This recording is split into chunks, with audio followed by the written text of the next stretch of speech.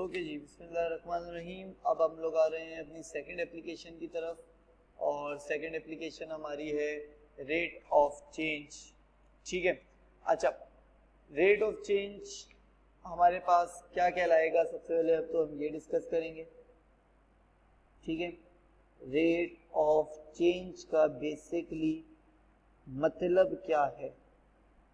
ठीक है भाई, देखो, रेट ऑफ चेंज का मतलब तुम लोगों को बआसानी पता चल रहा होगा, तो मैं तुम लोगों को एक बात क्लियर कर दूं कि डिफरेंशिएशन भी हमारे पास डेली लाइफ की ही एक चीज है, कोई अलग चीज नहीं है। जैसे डिफरेंशिएशन हमने देखी, ग्रेडियंट ऑफ कर्व निकालने के लिए dy बाई डी एक्स इस्तेमाल होता है, तो basically dy by D x कहीं और से नहीं, change in y upon change in x से ही आया है। ठीक है, तो रेट ऑफ चेंज भी कहीं और से नहीं, रेट ऑफ चेंज भी हमारे पास क्या है? किसी भी चीज का चेंज होना विद रिस्पेक्ट टू टाइम, तो रेट ऑफ चेंज कहलाता है। यही डेफिनेशन रेट ऑफ चेंज की आज तक हमने पढ़ी है, और इधर भी रेट ऑफ चेंज की डेफिनेशन यही है। ठीक है, लेकिन उससे पहले मैं कुछ बातें बताना चाहूंगा। इधर लिखने का कुछ स्टाइल होता है हमारे पास, जैसे कि अगर मेरे पास लिखा हुआ है dy बाई डी टी, तो मैं उसे बोलूंगा rate of change of y, rate of change of y। अगर मेरे पास लिखा है dx बाई डी टी, तो मैं उसे बोलूंगा rate of change of x, rate of change of x। ठीक है, अगर मेरे पास लिखा है dA ओवर dt, तो मैं बोलूंगा rate of change of a, और a बेसिकली एरिया के लिए इस्तेमाल किया जाता है, तो एरिया भी मैं बोल सकता हूँ।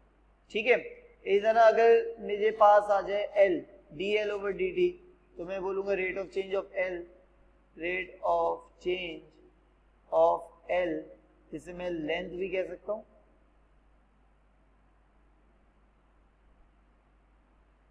ठीक हो गया? तो ये बातें तुम लोगों को पता होनी चाहिए कि किसी के भी नीचे dt निकलेगा, d का मतलब डिफरेंस, डिफरेंस इन y मतलब change in y, over difference in t मतलब चेंज इन t, तो क्या हो जाएगा ये हमारे पास? सिंपल सी बात है, रेट ऑफ चेंज। कहानी हो गई खत्म। Rate of change of y, rate of change of x, rate of change of a, rate of change of l।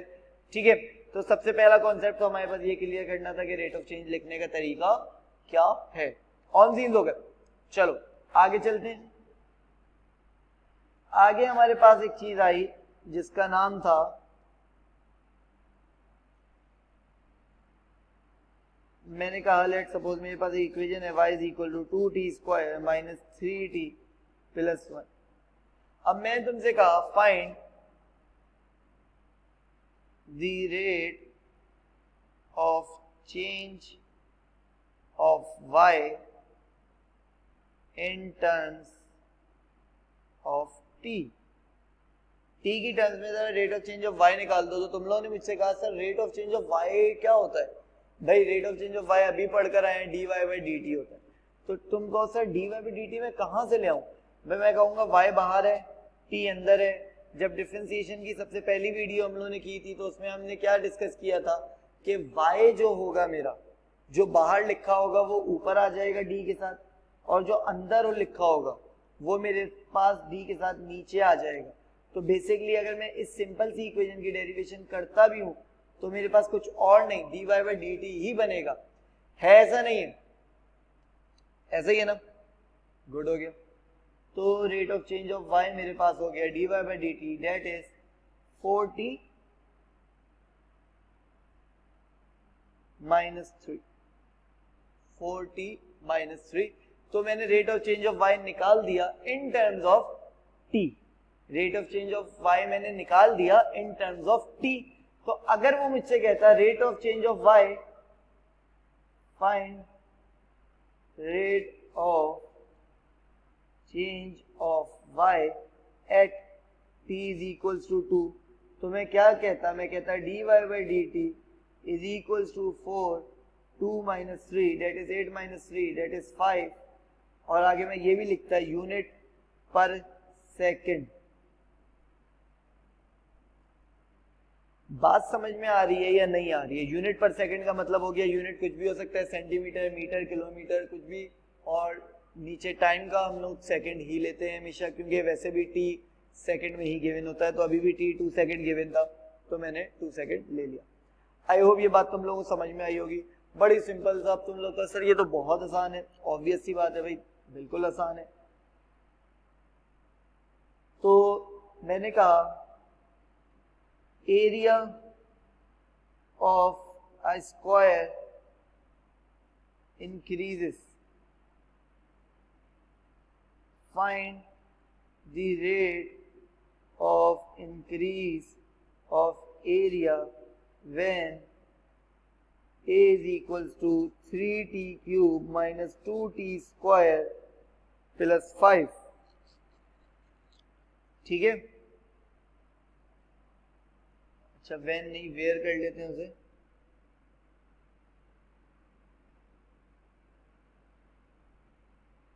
where a is equals to this at t is equals to 2।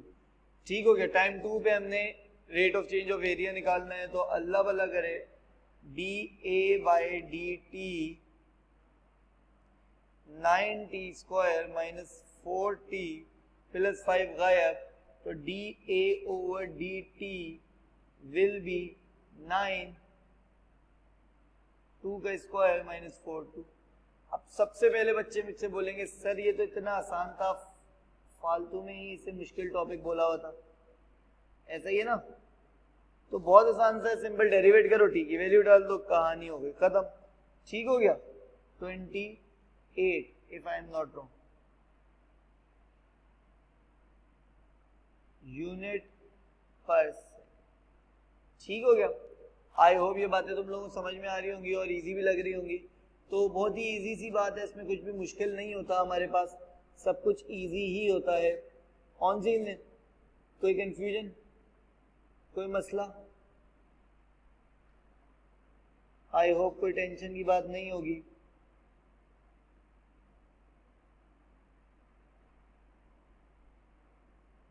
तो यहाँ पर अब मैं एक question लगा रहा हूँ CI का, और वो अभी हम देख के पढ़ लेते हैं।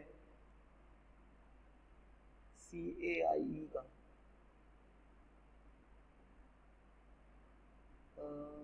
2 मिनट देना मुझे। ठीक हो गया।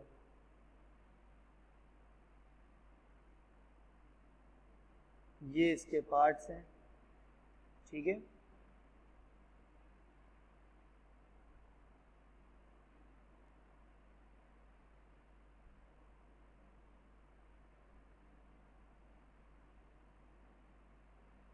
ठीक है, तो अल्लाह भला करे, अभी देख लेते हैं ये क्या हो रहा है।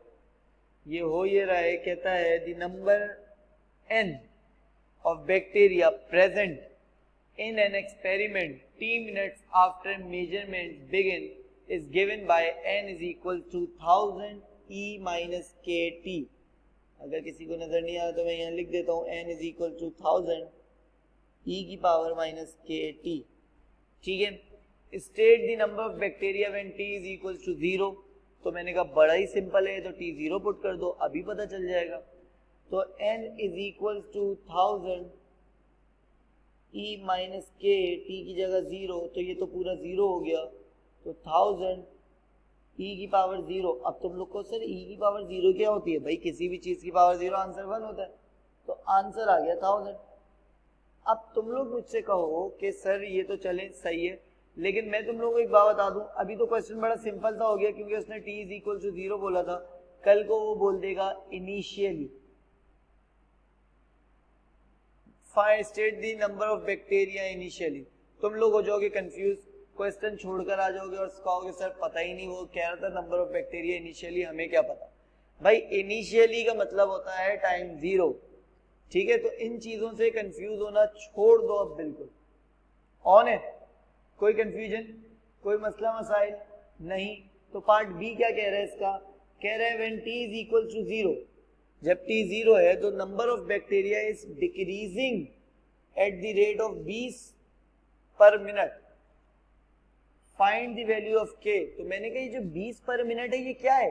तो तुम लोगों ने मुझसे कहा सर ये डिक्रीजिंग का रेट है, तो मैंने कहा ये n की वैल्यू तो नहीं है ना? तो उन्होंने कहा नहीं सर ये n की वैल्यू नहीं है, n तो होता नंबर ऑफ बैक्टीरिया, इतने टाइम पे इतने नंबर ऑफ बैक्टीरिया, ये नहीं बोला इसने बोला कि rate of decrease of bacteria जो है वो इतना है, कब, टाइम 0 पर। मैंने कहा अच्छा, मैंने कहा तो अगर रेट की बात की है तो मैं भी रेट निकाल लेता हूँ, रेट निकालना तो आता है मुझे। इक्वेशन है n is equals to 1000 e minus के टी, तो मैंने कहा D N over D T, derivate करूंगा तो यही होगा ना D N over D T, तो D N over D T answer आया माइनस के माइनस 1000 के, क्योंकि हमने यही याद किया था।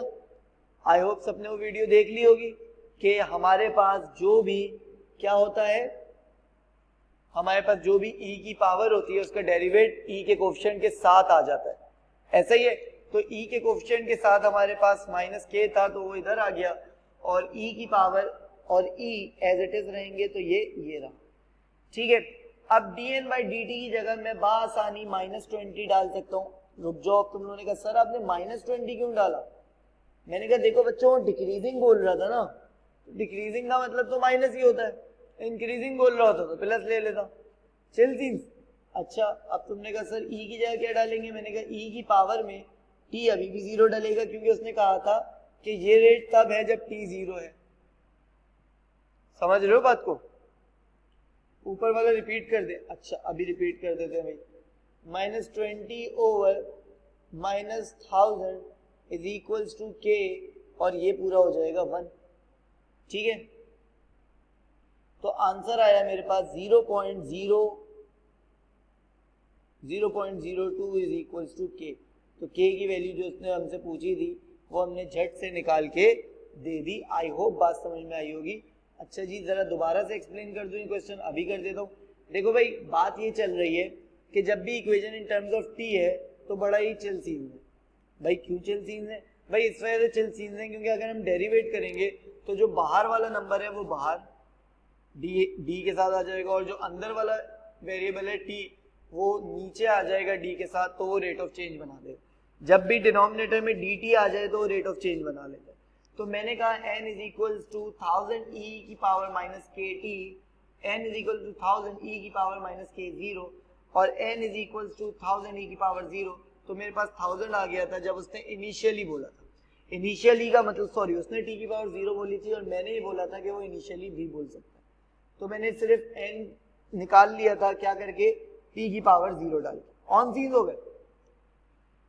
नेक्स्ट जब मैं आया तो उसने कहा कि भाई t 0 है कब, जब बैक्टीरिया डिक्रीज हो रहे हैं। ये नहीं कहा कि बैक्टीरिया 20 है, नहीं, उसने कहा बैक्टीरिया डिक्रीज हो रहे हैं। तो मैंने कहा बैक्टीरिया डिक्रीज कब होते हैं? तो तुम लोगों ने कहा सर जब रेट ऑफ चेंज की बात आती है। तो मैंने कहा रेट ऑफ चेंज के लिए तो डेरिवेट करना पड़ेगा। तो हम लोगों ने e की डेरिवेशन सीखी हुई थी, हमने झट करके e की डेरिवेशन कर दी और कहानी हो गई खत्म। तो dn over dt equals to -1000 k e minus t, derivation आ गई। dn ओवर dt क्योंकि rate of decrease of bacteria था तो उसकी जगह -20 डाल दिया, एंड देन पूरा सॉल्व करके मैंने k की वैल्यू निकाल दी। अब वो कहता है the time taken for the number of bacteria to decrease by 50%। वो टाइम बताओ जब वो 50% तक पहुंच गए अपनी एक्चुअल वैल्यू पे। तो भाई इनिशियल वैल्यू, एक्चुअल वैल्यू क्या थी? 1000। यहां लिख देते हैं इनिशियली, ये थर्ड पार्ट है, ये सेकंड पार्ट है, ये फर्स्ट पार्ट था। तो यहां लिख देते हैं initially bacterias are 1000, so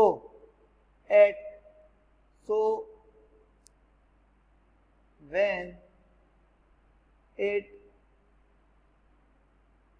is 50%, so it will be 500। तो मतलब वो पूछ रहे हैं कि 500 पर बताओ कि क्या हमारे पास टाइम कितना होगा जब वो बैक्टीरिया 500 हो चुके होंगे। मैंने कहा कोई मसले की बात नहीं है, k की वैल्यू मिल चुकी है, n लिखो, n इज 1000 e माइनस के टी, ठीक है। n की जगह लगाओ 500 इक्वल टू 1000, बाकी सब आ गया सेम, माइनस इसकी जगह लगाओ 0.02 t, ठीक है। अब आ जाओ सॉल्व करो, तो 500 upon 1000 equals to e minus 0.02 t, ये हो गया मेरे पास 0.5, equals to e minus 0.02 t. फिर मेरे पास ई को मैंने फेंक दिया उस तरफ, तो ई की हो जाती है ln। ये बात हम लोग लॉग्स में सीख कर आ चुके हैं, जैसे लॉग नहीं आता वो पीछे जाके उसे दोबारा रिवाइज कर ले कि ई हमारे पास क्या है, इंडाइसिस फॉर्म में। फिर जब इसे मैंने लॉग फॉर्म में लाना था तो क्योंकि ई मेरे पास इधर बेस बना हुआ था तो उधर जाके बेस बन गया, तो लॉग की बेस ई तो वो ln हो जाती है और जो भी वहां था वो पावर में चला गया। तो ये पूरा कॉन्सेप्ट हमने वहां पे एक्सप्लेन किया हुआ है। अगर ये पूरा कॉन्सेप्ट इस चीज को इस वाले क्वेश्चन पे नहीं लगाना चाहते तो इस वाले क्वेश्चन पे सिंपली तुम ये भी कह सकते हो कि ई का इनवर्स ln होता है और ln का इनवर्स ई होता है। ठीक हो गया। माइनस 0.02 टी, तो कोई ln 0.5 की वैल्यू अगर मुझे बता दे तो मैं झट से उसे आंसर बता दूंगा कि टाइम कितना निकला। ठीक है, ऑन सीन कोई कंफ्यूजन है तो लेट मी नो।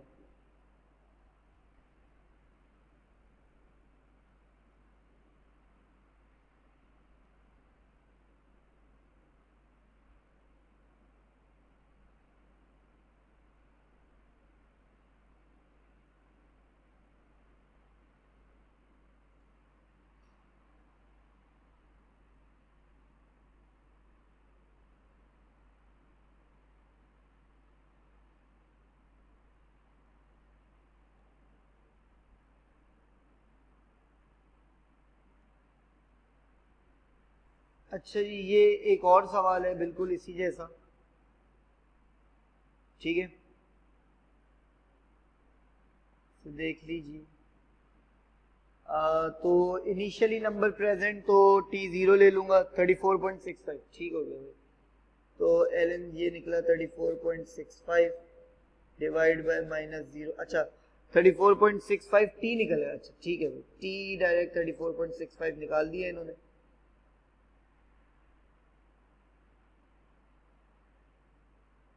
सेकंड लग गया। ऑन सी ने ln माइनस 0.69 था। ठीक है, ln माइनस 0.69 था, डिवाइड बाय 0.02 किया, उसे फिर माइनस माइनस कट गया तो हमारे पास t आ गया 34.65। अच्छा, ये एग्जैक्टली क्वेश्चन बिल्कुल वैसे ही है जैसे अभी हमने किया, तो हम ये क्वेश्चन करेंगे नहीं। ठीक है, हम आगे जा रहे हैं। अब हम पढ़ रहे हैं सेकंड टाइप। सेकंड टाइप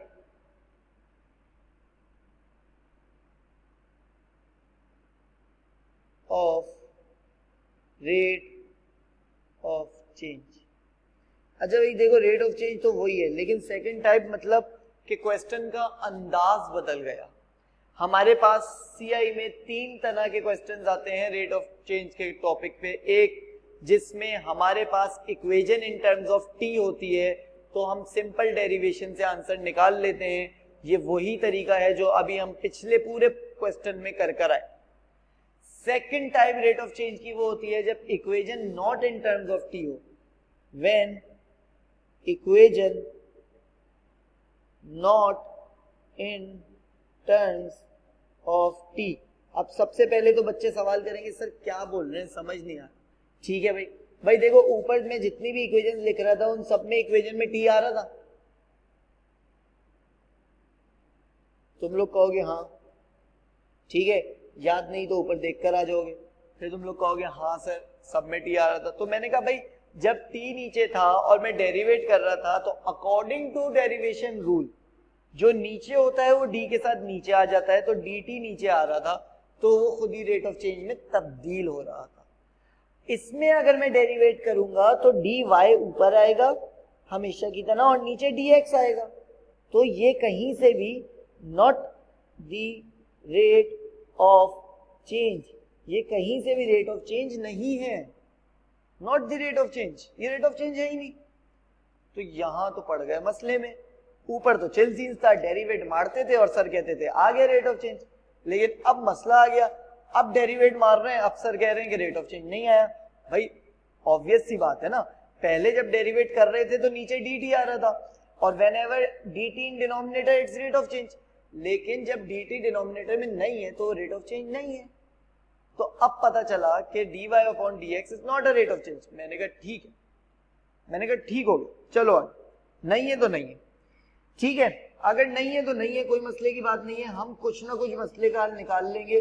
तो मसले का हल निकला हमारे पास, chain rule will now give us the rate of change। भाई अब सिंपल डिफरेंशिएशन से नहीं, अब चेन रूल से निकलेगा हमारे पास क्या, रेट ऑफ चेंज। तुम लोग कहो सर ये चेन रूल ये क्या नहीं भला ही है। भाई चेन रूल बड़ी सिंपल सी चीज है, बड़े ही मासूम सा फॉर्मूला है चेन रूल का, जो कि तुम लोगों को याद नहीं करना, मैं अभी बनाना सिखा देता हूं।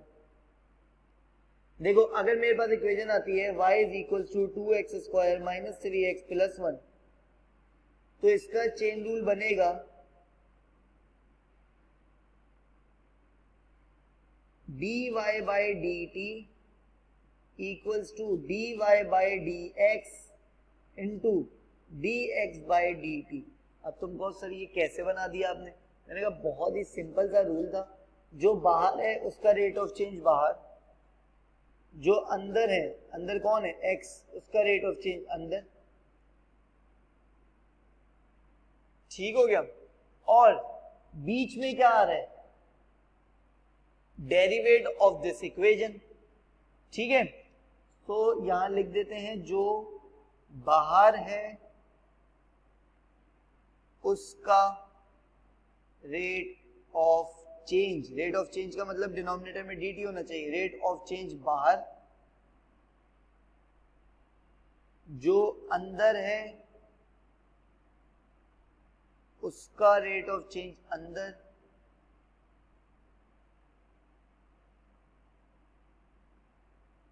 बीच में इक्वेशन का डेरिवेट। अब अगर कोई बच्चा ऐसा कहता है सर अंदर बाहर क्या कर रहे हैं, भाई देखो अंदर बाहर से समझ नहीं आ रहा तो छोड़ दो, लेफ्ट राइट से सीख लो कि भाई जो लेफ्ट पर है उसका रेट ऑफ चेंज लेफ्ट पर, जो राइट हैंड साइड पर है उसका रेट ऑफ चेंज राइट पर, और बीच में क्या आएगा, दोनों इक्वेशंस का rate of change derivative, sorry दोनों इक्वेशन का डेरिवेट। ऑन सीन है। अगर यहां तक की बात समझ में आ गई है तो छठ से अब मैं तुम लोगों के सामने एक इक्वेशन लिखूंगा और छठ से ही तुम लोग मुझे उसका रेट ऑफ चेंज का फॉर्मूला, चेन रूल का फॉर्मूला बता दोगे। a is equal to 2r cube minus 3r। मैंने कहा मुझे कुछ मत बताओ, मुझे इसका चेन रूल बताओ, तो तुम लोगों ने भी कह दिया कि सर dA ओवर dt लिख दे। मैंने कहा क्यों भाई, क्योंकि तुम लोगों ने कहा सर लेफ्ट हैंड साइड पे जो होता है उसका rate of change left hand side पर ही होता है, मतलब जो बाहर होता है उसका रेट ऑफ चेंज बाहर ही, और इक्वल्स टू लगा दें, जो अंदर होता है उसका रेट ऑफ चेंज अंदर, या दो राइट पर होता है उसका रेट ऑफ चेंज राइट पर, तो r राइट पे था और r अंदर था तो उसका dr ओवर dt। बीच में क्या करूं भाई, इस इक्वेशन का भी तो कुछ डेरिवेट होगा, भले इस इक्वेशन का डेरिवेट अब रेट ऑफ चेंज नहीं होगा, अब इस इक्वेशन का डेरिवेट रेट ऑफ चेंज नहीं होगा, लेकिन इस इक्वेशन का डेरिवेट कुछ ना कुछ तो होगा, तो that is dA over dr, यही होगा ना, क्योंकि a बाहर r अंदर, तो dA ओवर dr, ये वाली चीज बाहर अंदर वाली मैंने तुम लोगों को कहां सिखाई थी, पहली वीडियो में सिखा दी थी, तो आई होप इसमें भी अब कंफ्यूजन नहीं होनी चाहिए। भाई चेन रूल पे इतना फोकस क्यों कर रहा हूं मैं, भाई चेन रूल ही इंपॉर्टेंट है। अगर चेन रूल समझ में आ गया तो समझो कि तुम लोगों को रेट ऑफ चेंज का पूरा टॉपिक आ गया। अगर चेन रूल ही समझ में नहीं आया तो तुम लोगों को मसला रहेगा। अच्छा ठीक है, तो ऐसे तो समझ नहीं आ रहा, एक करते हैं क्वेश्चन फिर बात समझ में आएगी। चलो जी शुरू। A cube is a volume of cube. A volume of cube is increasing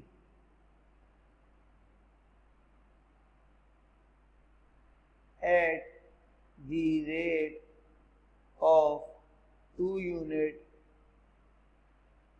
cube पर सेकेंड। 2 यूनिट क्यूब पर सेकेंड क्यों लिखा, क्योंकि भाई वॉल्यूम ऑफ अ क्यूब है तो वॉल्यूम क्यूब में होता है, तो 2 यूनिट क्यूब पर सेकेंड। ठीक है, find the rate of change of r when r is equal to 1। ये क्वेश्चन मैं तुम लोगों के सामने लिख दिया। अब तुम लोग मुझसे सबसे पहले बात कहो कि सर नहीं समझ में आ रहा। मैं कहूंगा कि नहीं समझ में आ रहा, कोई मसले की बात नहीं है। एक काम करो, तुम लोग कहोगे क्या, इक्वेशन देखो, इक्वेशन के बिना क्वेश्चन नहीं बनता। डेरिवेशन का क्वेश्चन कभी भी इक्वेशन के बिना नहीं बनता, इक्वेशन हमेशा होगी। तो तुम लोग कहो सर क्या हो गया, इक्वेशन नहीं दी आपने। भाई इक्वेशन होगी हमेशा, ये बात याद कर लो मेरी कि डेरिवेशन का क्वेश्चन कभी भी इक्वेशन के बिना नहीं बनता। ठीक है, डेरिवेशन का क्वेश्चन कभी भी इक्वेशन के बिना नहीं बनता। तो भाई इक्वेशन कहाँ है, भाई इक्वेशन है। अगर बात वॉल्यूम ऑफ क्यूब की कर रहा है तो वॉल्यूम ऑफ क्यूब का फॉर्मूला लगाओ, वही तो इक्वेशन है। तो v is equals to l cube.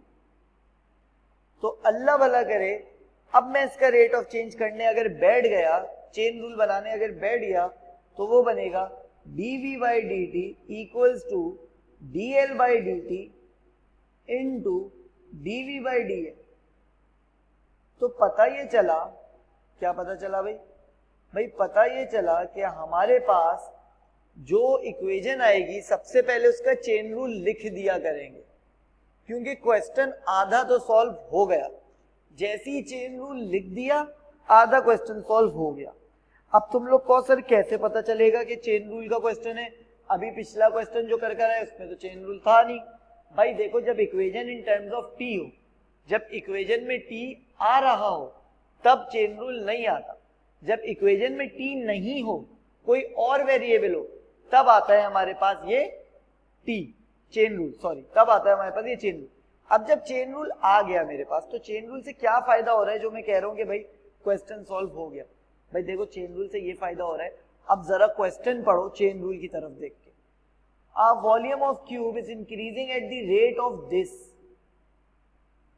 झट से मेरे दिमाग ने कहा कि भैया 2 यूनिट पर, या सिर्फ 2 लिख देते हैं, ये 2 हो गया हमारे पास। तुम लोग कहो सर कैसे पता चला, मैंने कहा भाई देखो इंग्लिश तो आनी चाहिए, इंग्लिश के बिना पेपर नहीं दे सकते। ठीक है, तो a volume of cube is increasing at the rate of this, तो वॉल्यूम का रेट ऑफ चेंज हो गया ये, तो dv बाई dt पे 2 लिख दिया। अच्छा, फिर आगे क्या बोलता है, find the rate of change of r। मैंने कहा भाई यही चीज फाइंड करनी है x, और when r is equal to 1। तो मैंने कहा भाई देखो 3 चीजें हैं ना, एक 2 आ गई, एक x आ गई, dv बाई dl कहाँ गई। तो तुमने कहा सर ये तो बहुत आसान है, इस इक्वेशन को डेरिवेट करें आप।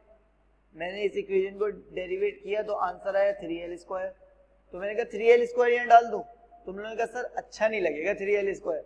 आप एक काम करें, l की वैल्यू क्योंकि गिवन है, अच्छा जी, तो मैंने एक गलती कर दी है, मैंने ऊपर r की बात कर दी है, जबकि क्वेश्चन में l था। तो r को जरा प्यार से हटाकर l को बुला लेते हैं। ठीक है, तो चिल सीन हो गए, प्रॉब्लम नहीं रही।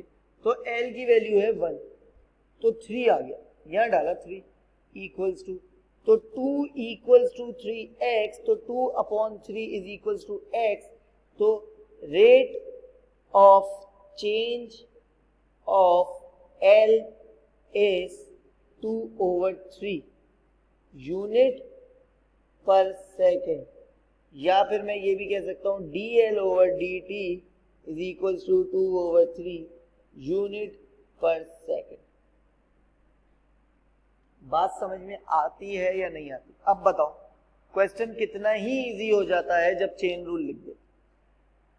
तो पहला काम तो तुम लोग ये करोगे कि चेन रूल लिख दोगे, जिससे काम तुम लोगों का हो जाएगा बहुत ज्यादा आसान। ठीक हो गया? ऑन सीन में कोई कंफ्यूजन है? कोई कंफ्यूजन नहीं है ना? चलो जी, आ जाओ।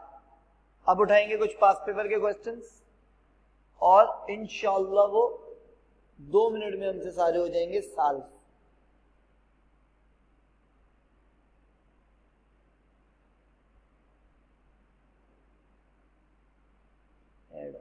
अच्छा, ये क्वेश्चंस कुछ हम लाए हैं।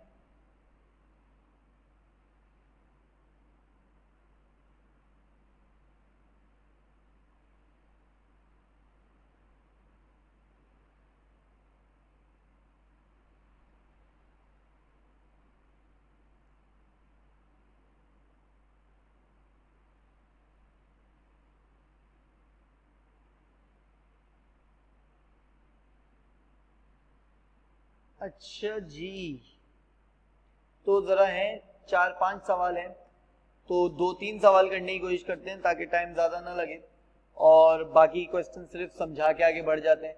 इंशाल्लाह वो क्वेश्चन तुम लोग खुद सॉल्व कर लोगे, नहीं सॉल्व होंगे तो तुम लोग क्या करोगे मुझे बता दो। ठीक हो गया, ऑन सीन है।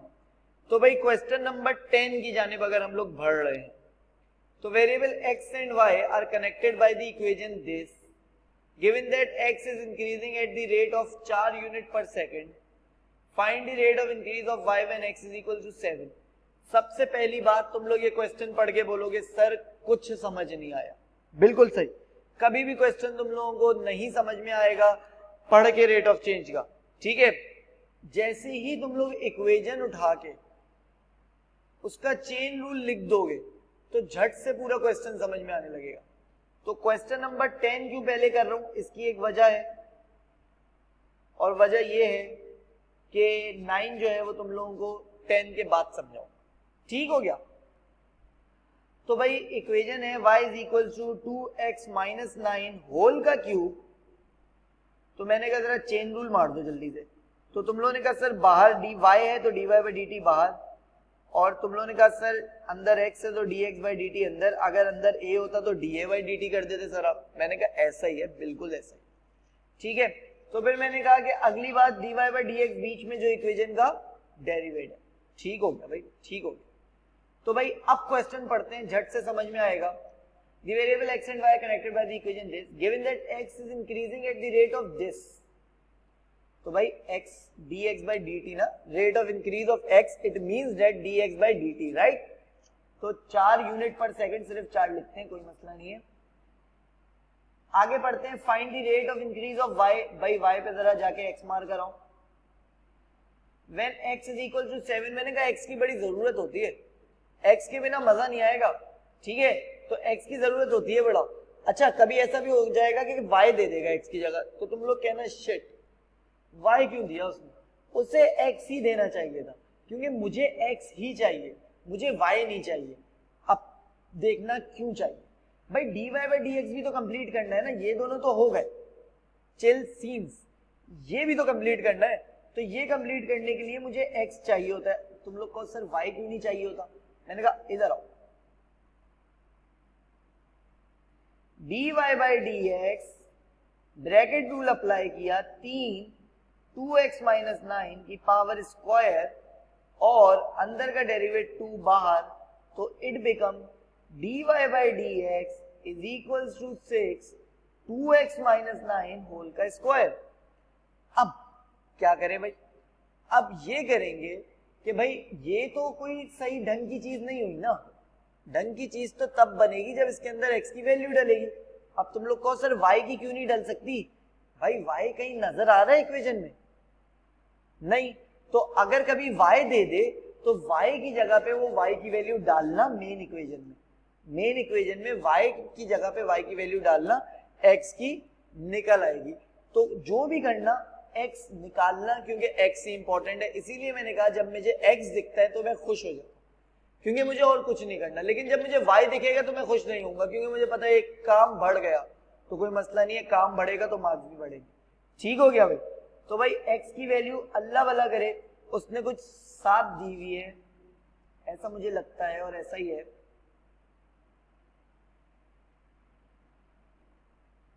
6 14 माइनस 9 अल्लाह भला करे होता है 5 का स्क्वायर, 6 इंटू 25 अल्लाह भला करे कितना होता है भाई 150, ऐसा ही है, यस ऐसा ही।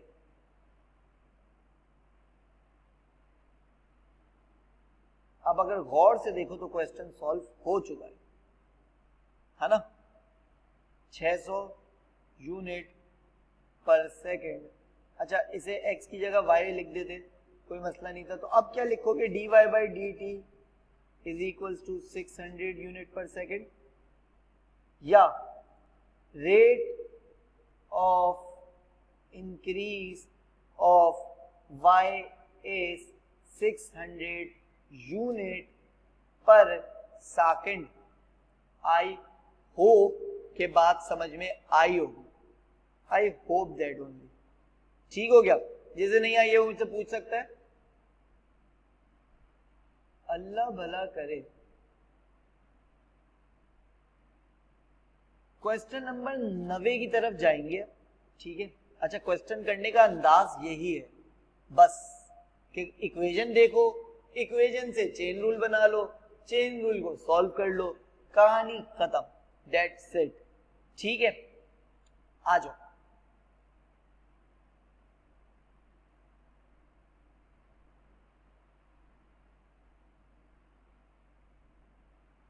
तो क्वेश्चन नंबर 90 की तरफ अगर मैं बढ़ूं तो नवा क्या कहता है, नवा कहता है variable x and y are connected by the equation y is equals to x over 10x। मैंने कहा ठीक है, given that x is increasing at the rate of this, find the rate of increase of y when x is equals to this. मैंने कहा बड़ी लंबी की है, छोड़ो, इक्वेशन नीचे ले जाओ सबसे पहले और चेन रूल बना, चेन रूल बना दिया करो, फिर सोचा। तो चेन रूल बनाने बैठा तो क्योंकि y बाहर था तो dy बाई dt, क्योंकि x अंदर था तो dx by dt multiply by dy by dx। Chill scenes on है। अब आ जाओ क्वेश्चन पढ़ने भाई। तो क्वेश्चन कहता है given that x is increasing at the rate of this, तो dx by dt, x is increasing ना तो dx बाई dt। अच्छा जी, आगे आ जाओ भाई, y का क्या सीन है, y find the rate of increase of y, y का रेट ऑफ इंक्रीज निकालना है।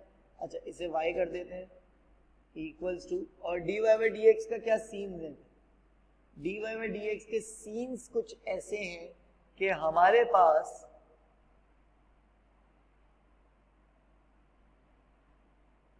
डेरिवेट करना पड़ेगा मुझे इस इक्वेशन को।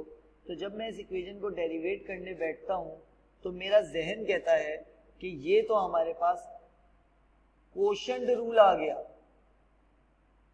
भाई, डिनोमिनेटर में कुछ भी हो तो वो कोशेंट रूल बन जाता है। तो कोशेंट रूल है तो कोशेंट रूल की तरह करेंगे, u डैश हो गया 1, v डैश हो गया sec स्क्वायर x। किसी को नहीं समझ में आ रहा तो कोई मसले की बात नहीं है, जाओ पीछे जाके वो वाली वीडियोस देख कर आ जाओ, फिर समझ में आ जाएगा इंशाल्लाह। ठीक हो गया, तो अल्लाह भला करे dy बाई dx का फॉर्मूला यहाँ पे लिख देते हैं, that is vu dash minus uv dash over v square. तो भाई v है 10x, u डैश है 1, u है x और v डैश है sec square x over 10 square x। ये आ गया dy बाई dx। अब तुम लोगों ने कहा यार इतना बड़ा सर हम क्या कैसे जाके डाले, मैंने कहा कोई मसले की बात नहीं है। ठीक है, करो क्या, इधर ही वैल्यू पुट कर दो x की, that is given and it's pi over 4। ऐसा ही मैंने कहा जरा आ जाओ 10 की जगह पे x की जगह पे पाई ओवर 4 डालो, तो तुम लोगों ने कहा dy by dx is equal to 10 pi over 4 minus pi over 4 sec। अब तुम लोग को सर इसमें पाई ओवर 4 कैसे डाले, मैंने कहा अभी बता दो। अब तुम लोग को सर इसमें पाई ओवर 4 कैसे डाले, मैंने कहा अभी बता दो। देखो होगा कुछ यूं कि अगर मेरे पास कैलकुलेटर पड़ा है तो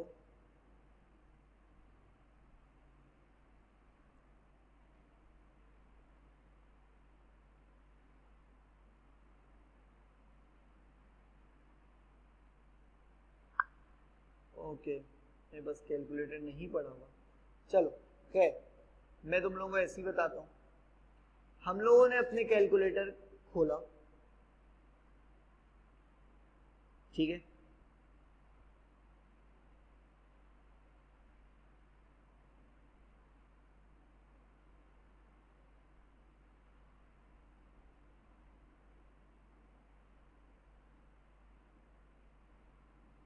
अच्छा अब अगर 10 पाई ओवर 4 डालना है वो तो इजी है, तुम लोग यहाँ 10 का ऑप्शन होगा वो दबाओगे,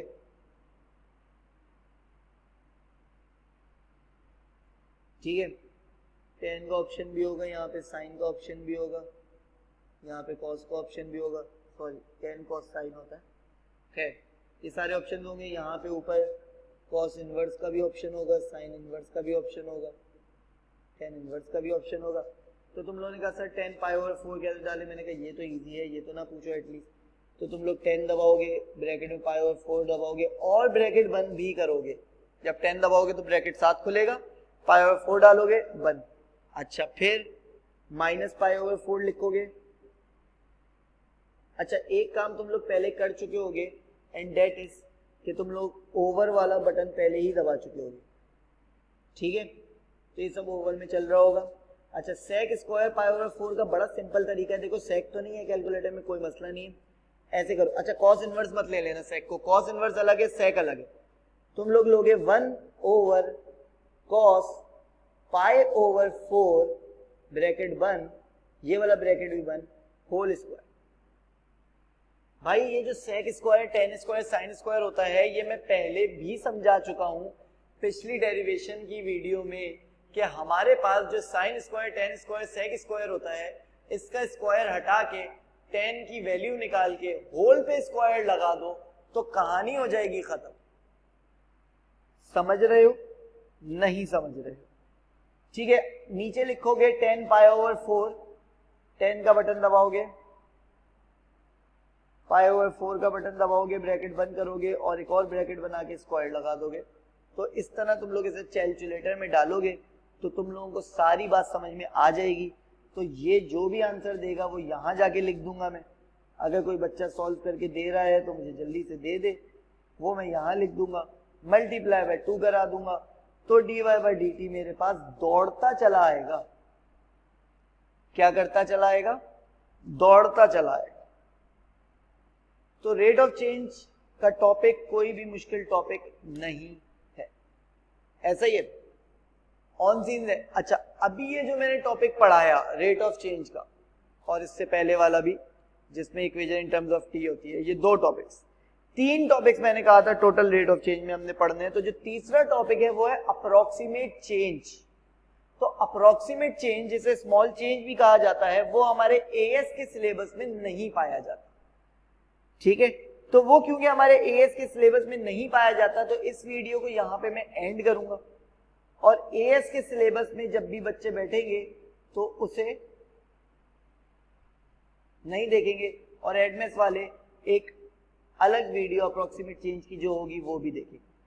अच्छा ये कुछ क्वेश्चन मैंने और भी रखे हुए थे, वॉल्यूम की इक्वेशन गिवन है, वॉल्यूम गिवन दे दिया, रेडियस का रेट ऑफ चेंज दिया हुआ है। अब देखो इसमें वॉल्यूम दिया है जबकि हमें पता है कि वॉल्यूम फजूल है, हमें तो आर दो, हमें तो अंदर वाला दिया करो हमेशा। तो हम वॉल्यूम अभी वॉल्यूम की जगह डाल के पहले आर निकाल लेंगे तो क्वेश्चन इजी हो जाएगा। ऑन सीन है नीचे हमारे पास फिर एक और एक क्वेश्चन है जिसमें हमें इक्वेशन नहीं गिवन तो उसकी इक्वेशन हम बाआसानी बना लेंगे। एरिया की इक्वेशन नहीं, वॉल्यूम की बनानी है, सॉरी नहीं, अच्छा बेस के एरिया की भी बनानी है तो बेस के एरिया की तो a is equal to x square हो जाएगी और फिर नीचे जाके वॉल्यूम की भी बनानी है तो वॉल्यूम की हो जाएगी x square into 4x that is 4x cube. तो ये क्वेश्चन तुम लोगों को करने हैं और अगर तुम लोगों से नहीं होते तो तुम लोग मुझसे कमेंट्स में या फिर कहीं भी तुम लोग मुझसे पूछ सकते। आई होप कोई कंफ्यूजन नहीं रही होगी। तो इजाजत दीजिए एएस वाले बच्चे।